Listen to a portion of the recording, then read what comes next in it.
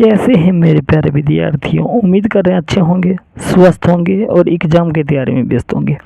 मैं ओम प्रकाश मिश्रा और आप देख रहे अपन YouTube channel success study star. तो मेरे प्यारे विद्यार्थियों, आज मैं आप सबको पढ़ाने वाला हूँ क्लास 10th का हिंदी। और हिंदी में भी क्या, कविता का दूसरा चैप्टर देखेंगे, यानी पोएट यानी दूसरा। ठीक है, चैप्टर का नाम है रसकान, और रसकान का देखेंगे इधर प्रश्न उत्तर।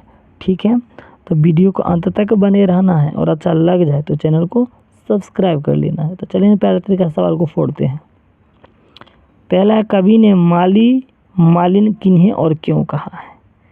तो कवि ने कृष्ण और राधा को माली और मालिन कहा गया है, क्योंकि प्रेम रूपी वाटिका में कृष्ण और राधा के अलावा कोई अन्य विचरण नहीं करते हैं, और ना ही कोई प्रेमी रूपी संसार में आस्था रखती है। ठीक है, चलिए अगला क्वेश्चन पर आते हैं। द्वितीय दोहे का काव्य सौंदर्य। अब देखिए, द्वितीय दोहा आप किताब पलट लीजिएगा, उसका अर्थ बोला लिखने के लिए। तो क्या है, प्रस्तुत दोहा रसखान को प्रेम वाटिका से उद्धृत है।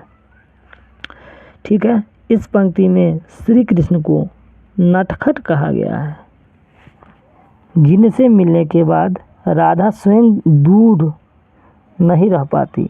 जिस तरह से धनुष से छूटा हुआ बाण अपने निशाने तक जल्द से जल्द पहुंचता है, उसी प्रकार राधा कृष्ण से बार बार मिलती है। बिल्कुल सही बात है।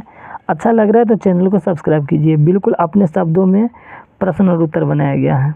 तीसरा नंबर, कृष्ण को चोर क्यों कहा गया है, कवि का अभिप्राय स्पष्ट करें। कृष्ण स्वभाव से हंसमुख, रसीले और नटखट हैं। वो एक बार जिनसे मिल जाते हैं वह व्यक्ति उनसे बार बार मिलना चाहते हैं, अर्थात वह चित्त को चुरा लेते हैं, अतः उन्हें चोर कहा गया है। सही बात है। सवैये में कवि की कैसी आकांक्षा प्रकट होती है, भावार्थ बताते हुए स्पष्ट करें।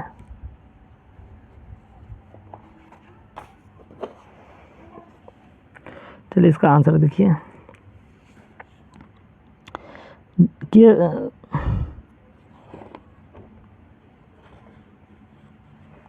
चलिए उसका आंसर और है कि स्वतंत्र करता धरता है दोनों के स्नेह को सर्वश्रेष्ठ बंधन और मोहमयी छवि के रूप में बताया गया है, जिसकी तुलना धनुष से छूटे हुए बाण और साधक तत्व के बीच तीव्र गति से घटित दूर किया गया है। कृष्ण चित्तचोर है, वो अपनी छवि से किसी भी प्राणी से मन मोह सकते हैं। राधा स्वयं को इस भंवर जाल में फंसा हुआ मानती हैं, और स्वयं को किसी